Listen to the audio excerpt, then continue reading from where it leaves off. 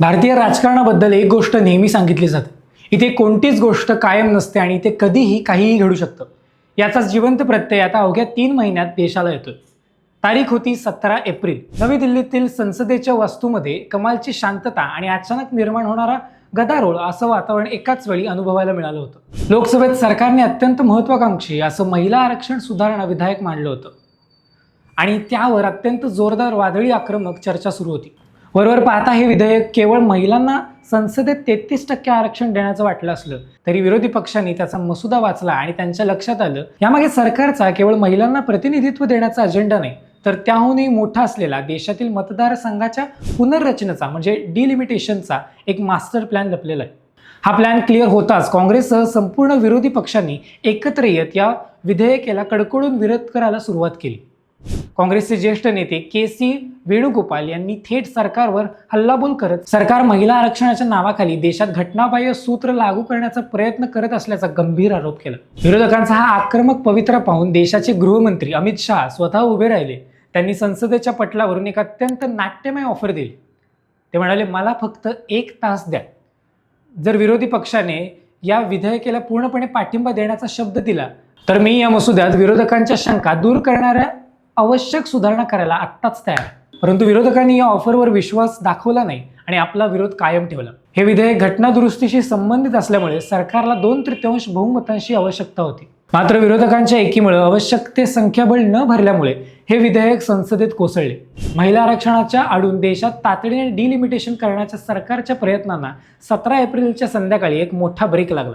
आता अवघ्या 90 दिवसानंतर त्याच विधेयकाची चर्चा राजकीय वर्तुळात पुन्हा एकदा प्रचंड वेगाने सुरू झाली. सर्वात आश्चर्यकारक गोष्ट म्हणजे अवघ्या 3 महिन्यांपूर्वी ज्या मुद्द्यावर विरोधकांनी सरकारला पराभूत केलं होतं त्याच विधेयकावरून आता विरोधकांचे सूर पूर्णपणे बदलले आहेत. माहितीनुसार शरद पवारांची राष्ट्रवादी काँग्रेस, उद्धव ठाकरेंची शिवसेना आणि थेट तमिळनाडूचा सत्ताधारी DMK पक्ष या 3 प्रमुख पक्षांनी विधेयकाला आपला अंतर्गत पाठिंबा देण्याची तयारी दर्शवली. याचाच अर्थ येत्या पावसाळी अधिवेशनात केंद्र सरकार हे विधेयक पुन्हा संसदेत मांडण्याच्या तयारीत आहे आणि यावेळी ते बहुमताने पास होईल. विरोधकांच्या या मोठ्या युटर्न मागे 3 प्रमुख व्यावहारिक कारण आहेत. पहिलं कारण म्हणजे महिला मतदारांची उघड नाराजी पत्करण्याची भीती. जर विरोधकांमुळे महिला आरक्षणासारखं महत्त्वाचं विधेयक वारंवार रखडते असा मेसेज गेला तर आगामी निवडणुकांमध्ये विरोधकांना महिला मतदारांच्या मोठ्या रोषेला सामोरं जावं लागू शकतं.